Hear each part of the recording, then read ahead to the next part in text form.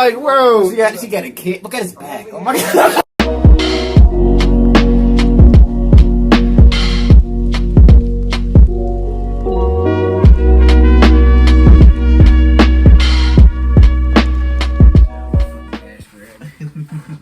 All that shit you gotta buy in the app. Raid Shadow Legends. Sponsor us, if you can. Maybe eventually. That's when you know you really made it. They got another episode. That can be in our next round of reactions. Monster Lab's got an episode. That can be in our next round of reactions. Oh. All right. Is that what he said? It's locked. It's locked. Check out Every Gaming tomorrow at 7 p.m. Get a Let's Play coming up for you guys. It's locked. All right. It's still locked. It's still locked.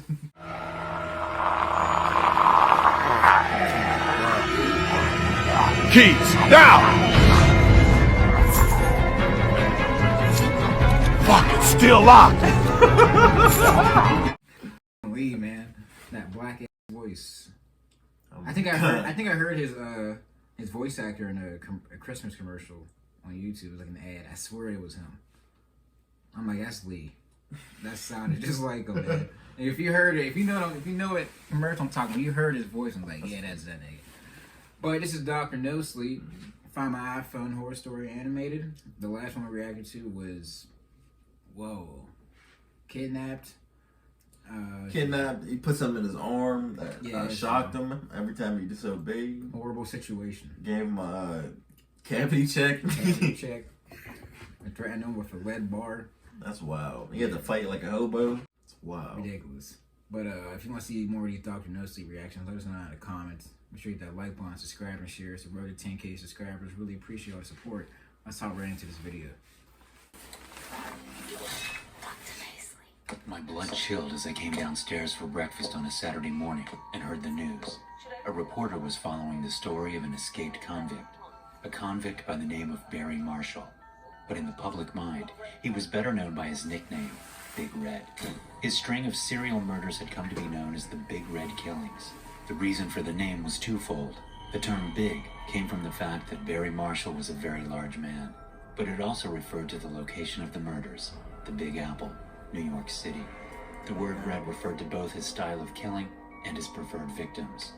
Every one of his victims had been found strung from their feet with slits in their throats.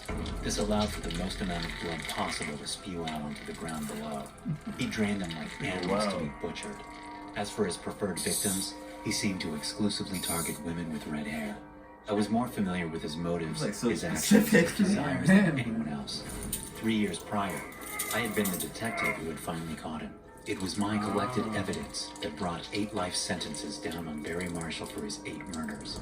And there, in my living room, on an ordinary Saturday, some stranger was telling me that this man had escaped. Oh my God. Wife, pouring pancake batter into a pan, turned to me with a confused expression, and behind the confusion was a shaking terror. I reached for my phone when it started ringing. I answered. Before I even said anything, the frantic voice of my boss said, "Todd, I'm sorry you've heard already. I don't know what happened, but why the hell did I have to find out from a news station that the man I put away for 8 lifetimes is now on the loose?" I demanded, with a mix of rage and fear. "Todd, I'm so sorry. We're trying to figure that out on our on the phone. Nobody knows what's going on right now. We Bro, thought lock it was the a ghost door, reporter grab at first, something. but, well, he really is gone. We're sending protection to your house right now. Just a precautionary measure, of course. But until we find him, you and your family should go somewhere safe." I wanted to yell, but I knew it wouldn't help anything. "That's fine. Thanks, Hank," I said without emotion and hung up. I tossed my phone onto the lounge chair by the window and turned to my wife. The rest of the day went by in a blur. 2 officers arrived and explained the situation. We would be temporarily moving to a hotel room, since we still lived in the same house we had lived in when I had sent Big Red to the state penitentiary. He might have remembered where we lived. The 2 officers would then remain with us until Big Red was found and returned to his cell. The precaution and the fear all stemmed from the final words uttered by Barry Marshall as he was ushered out of the courtroom. He looked right at me and said, "When I get out, they're gonna have to call me Big Blondie." And he laughed. Many were confused by this remark, but his statement was clear to me. It was a direct threat on my wife and daughter, who both had blonde hair. The implication being that he would depart from his ordinary list of victims just to seek revenge on me. It took everything I had to remain calm for my wife and daughter. Wow. Fortunately, my 5-year-old was too young to understand the situation and be afraid. As we tossed and turned in our hotel bedroom, What the fuck is I realized that in the panic, I had forgotten my getaway. phone. I needed to feel some level of control and normalcy, so I got out of bed and headed for my car. I was stopped by one of our guards, and he told me that there was no chance he would let me go back to my home that night. However, he agreed to go and recover my phone for me. Reluctantly, I returned to bed. I fell into a restless sleep. The next morning, the officer informed me that he had not found my phone, but more importantly, there had been a break-in at my home. The window had been shattered, but nothing inside seemed to be disturbed. He warned me not to jump to any conclusions, but I already knew that it had to be Big Red. I rummaged through the bag I had brought to the hotel room. A sigh of relief escaped my lips when I found that I had at least brought my work phone. I unlocked it. The phone was connected to my personal phone, and I opened the Find My Phone app. A location popped up. I stared. I hadn't expected it to work, but there it was. I don't know why Big Red had stolen my phone, but now we could head straight for him. I called my boss. He answered, "Hey Todd, good to hear from you. How did the relocation go? I hope that..." "Hank," I interrupted. "I have him. I know where he is." "You... what?" "Big Red. He broke into my home and stole my phone. I don't know why, but I am tracking his location right now for my work phone." Todd, we don't even know for sure that he's the one who broke into your house. You're not really going to pass this lead up, are you?" I asked, my anger steadily rising. "No, of course not. I'll head to the location right away. I just don't want you coming with me." "Todd, absolutely not. I know him better than anyone, Hank. Please. He's threatening my family. I have to do this. I won't do anything stupid, but I have to come." After a bit more back and forth, Hank finally agreed to let me come with him, and a small team of officers who would search the location. They picked me up at the hotel, and I assured my family that I would be safe as I said goodbye. We tracked the location of my phone to an old warehouse. The location suddenly disappeared. My personal phone had stopped transmitting its location. I began to sweat for fear that Big Red would get away. We reached the warehouse, and the team of officers kicked the door in. I followed shortly after. It was a trap. The warehouse was completely empty, except for the horror in the middle of the room. Dangling from the ceiling was a woman. She was hanging from her feet. Her neck was slit. A massive puddle of blood pooled beneath her head. The red blood matched her red hair. A bit behind the puddle was a message crudely written in blood. The message said, "Still red, for now. But who's next, Todd?" My heart was pounding. I wasn't sure if I was angry or terrified, but I knew what the message meant, and I had been right. The message was a promise that he would kill again, and this time, he might target my wife and daughter.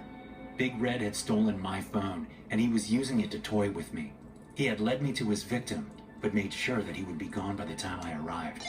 Hank called in an investigation team to comb the warehouse and surrounding area for any evidence that might lead to Big Red. "Go back to your family, Todd," Hank said. "I'm sorry you had to see this. I don't want you anywhere near this case anymore." "But the location," I blurted. "We can track him. I can help you find him." "I linked it to my phone," Hank said.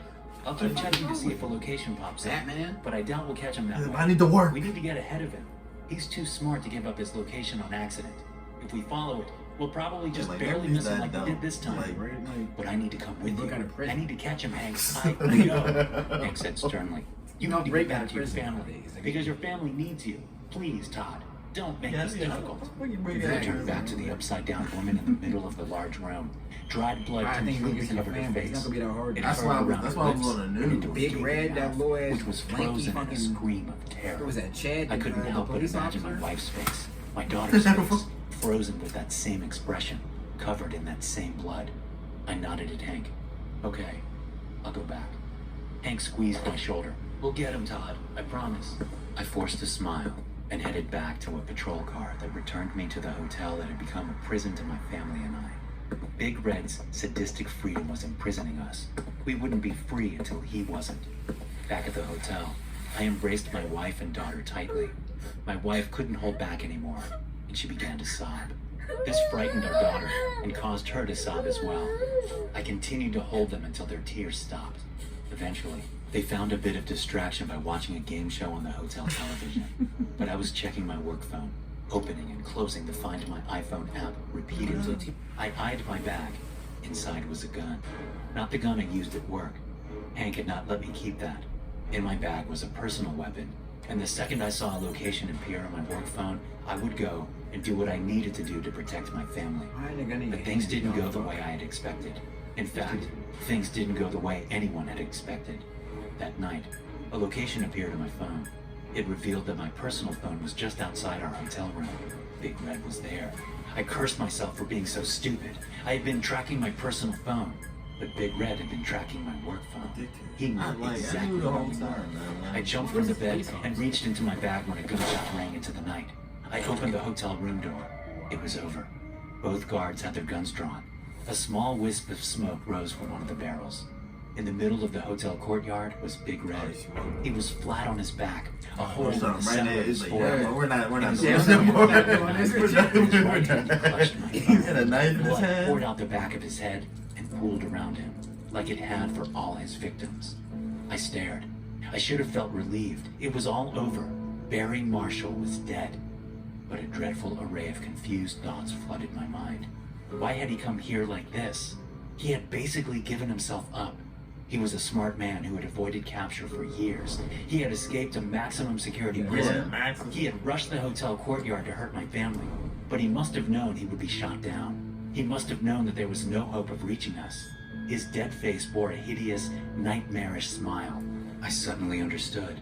He was smiling because he had won. I wasn't free now that he was dead. I was imprisoned in my own shame and failure. He had brutally murdered a woman just to get back at me. My name had been written with her blood, and he had known where my family was hiding due to my own stupidity. He had been in complete control, and he wanted me to know that. He wanted me to know that there was no freedom. He's thinking way too even deep. though he was Bro, dead. just live. I thought I could hear laughter emanating from the smiling corpse, and that laughter would follow me for the rest of my life. You're a pussy. What is wrong with you? Thanks for watching. Be I've sure been to subscribe. dancing on his corpse. I'd have fucking pissed on that nigga. You serious? Fucking threaten my family. He got a knife in his Pissed on head. He that got a nigga. knife in his head. Them niggas, I thought he was gonna murder them niggas. They shot him. It was like, He said, what the fuck? Boom, boom. I'm not about to fucking play with you. Big Red, Big Dead. Him like he has a knife. We can't shoot him. No, he gonna shoot you right in the head. That's ridiculous.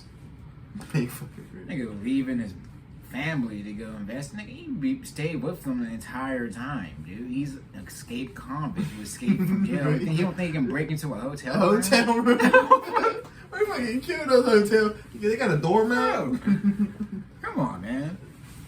If you enjoyed this reaction, let us know down in the comments. Let us know if you want to see more Dr. NoSleep, which is hilarious. Hit that like button, subscribe, and share. Road to 10K subscribers. See you next time. We'll be peace. Peace.